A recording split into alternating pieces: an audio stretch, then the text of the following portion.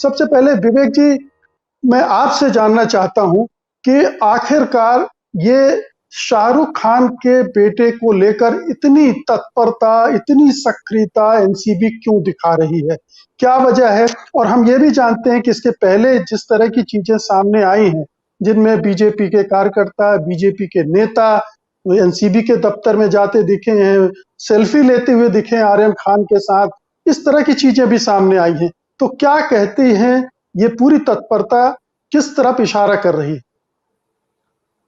देखिए, इस मामले में मैं जितना जानता हूं कि जो इस पूरे केस में इन्वेस्टिगेटिंग ऑफिसर हैं, वो बहुत ही अपराइट, अपफ्रंट और बेदाग अफसर हैं।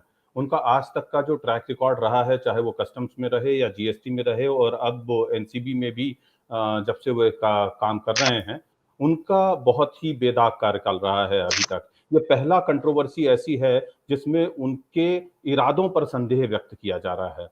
जो मेरे मुखबिरों की सूचना है उसके मुताबिक एक जो सबसे महत्वपूर्ण बात सामने निकल कर आ रही है वो ये है कि इस पूरे मामले में इस अधिकारी को भारतीय जनता पार्टी के कुछ लोगों द्वारा इस्तेमाल कर लिया है और इसमें पूरा का पूरा जो खेल है वो इस तरीके से रचाया गया है ताकि जो बहुत बड़ी खबर एक अडानी पोर्ट के 3000 किलो नशे की तस्करी और उसकी बरामदगी की थी, उससे पूरा का पूरा मामला जो है वो डाइवर्ट किया जा सके।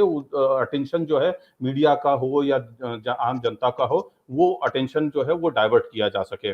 दूसरी चीज इसमें ये है कि अब जो मामला है वो ये भी सामने आने लगा है कि 3 दिन के जो क्रूज के टिकट थे इतने सारे लोगों के आखिरकार किसने बुक करवाए। अगर 27 लोगों की एनसीबी की जो टीम है वो वहां जा रही है तो वो टिकट्स किसने बुक करवाए और क्यों बुक करवाए।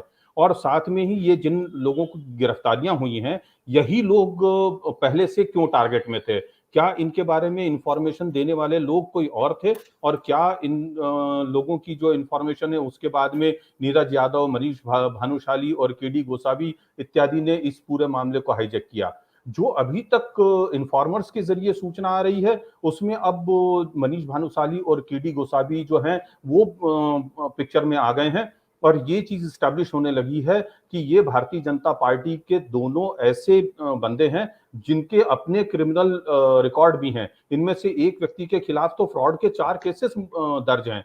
तो आखिरकार ऐसे व्यक्तियों द्वारा एनसीबी को इंफॉर्मेशन देना और उसके बाद में इस पूरे घटनाक्रम को इस्तेमाल कर लेना बहुत साफ तौर पर यह दिखाता है कि बॉलीवुड को, शाहरुख खान को, मुस्लिम कम्युनिटी को टारगेट करके और अपने इशारों पर नचवाने के लिए यह पूरी की पूरी साजिश रची गई है। मुकेश जी। जी विवेक जी, तो आपके अगर हिसाब से हम देखें तो जिस तरह के अधिकारी की बात की आपने कि वो ईमानदार अफसर थे, उनके ऊपर कोई दाग नहीं था, वो कभी भी किसी कंट्रोवर्सी में नहीं आए, लेकिन इस मामले में इस तरह से कंट्रोवर्सी में फंस गए हैं जो मामला वैसे ठोस बनता हुआ भी नहीं दिख रहा है, उसमें उनको तैनात किया गया, उनसे ये कार्रवाई करवाई गई। तो किस तरह के दबाव, किस तरह के प्रभाव उन पर पड़े होंगे इस तरह के अफसर पर कि वो इस तरह की हरकत करने के लिए मजबूर हो गए, इस तरह की कार्रवाई करने के लिए मजबूर हो। देखिए, मैं एक चीज जानता हूं कि समीर वानखेड़े जो हैं वो बहुत ही उत्साही, बहुत ही by the law and book चलने वाले ऑफिसर हैं।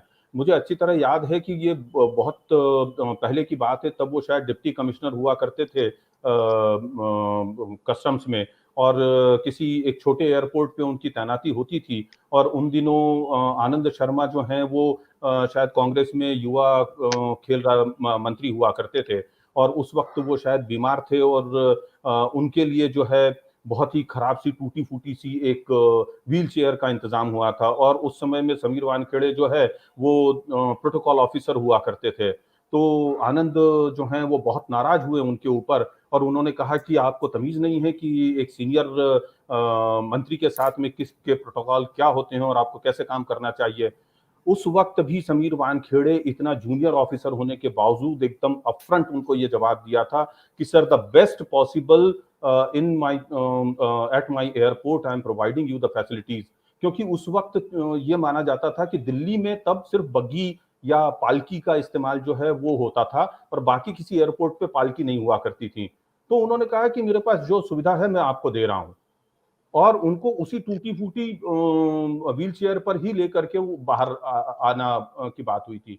तो जी। उस ऑफिसर के और इनके जितने भी पिछले कार्यकाल के ऊपर अगर मैं नज़र दौड़ाऊँ, तो उन्होंने फ़िल्म इंडस्ट्री के इतने सारे लोगों के खिलाफ केस बनाए हैं इंदिरा गांधी इंटरनेशनल एयरपोर्ट पर रहते हुए, कि उनका नाम स्वर्णाक्षरों में वहाँ लिखा जा सकता है। बहुत लंबे समय बाद में ऐसा एक ऑफिसर हमारे पास में कस्टम्स में हमें दिखाई दे रहा है, जो कि इतने उत्साह के साथ में कार्य करता है। अब उनके ऊपर दबाव नहीं लग सकता है। जिस दिन पहली दफ़ा इन्होंने नारकोटिक्स कंट्रोल ब्यूरो ने आर्यन खान की गिरफ्तारी का जो डॉक्यूमेंट था वो तैयार किया था और जिस पे उनके हस्ताक्षर लिए थे आर्यन खान के, उसमें जितनी क्वांटिटी और जितनी 5 तरह के ड्रग्स जो लिखे गए थे, वो देखने के बाद में पहली बार मुझे अफ़सोस हुआ कि समीर वानखेड़े जैसा अपफ्रंट ऑफिसर भी इस तरह की मूर्खतापूर्ण और गलत हरकत कर सकता है। उसमें ये दिखाई देता है कि 5 तरह के ड्रग्स वो एक अकेले युवक के पास से बरामद हो रहे हैं। मैं ये मान ही नहीं सकता कि कोई भी व्यक्ति अगर कोकीन लेने वाला है, तो वो एमडी जैसा सबसे घटिया, सबसे हकीर और सबसे सस्ता ड्रग्स इस्तेमाल करता होगा। और आर्यन को निश्चित तौर पे ये ड्रग्स जो है, जो कि बिक्री की क्वांटिटी मानी जाती है, इतनी क्वांटिटी में अपने पास रखने की जरूरत थी। जबकि ये सारे जी। 5 जो हैं, ये ड्रग्स उन्होंने इसकी गिरफ्तारी के ऑर्डर में आर्यन के पास में बरामदगी दिखाई है। जबकि जी। बाद में ये जानकारी निकल के आई है कि ये सारे के सारे ड्रग्स तो दूसरे लोगों से बरामद हुए थे। तो इस तरह की जो अरेस्ट डॉक्यूमेंट है, वो किसने और जी। कैसे और क्यों बनाया? निश्चित तौर पे समीर वानखेड़े और उनकी टीम में कोई ना कोई ऐसा व्यक्ति जरूर होगा, जो कि भारतीय जनता पार्टी के इन लोगों के इशारों पर काम कर रहा होगा, और इनकी सूचना जो है वो समीर वानखेड़े तक नहीं पहुंची होगी, और इन लोगों ने उनको और उनकी टीम को इस्तेमाल करके और ये पूरा का पूरा खेल रचा दिया। सत्य हिंदी का ऐप डाउनलोड करें गूगल प्ले स्टोर पर।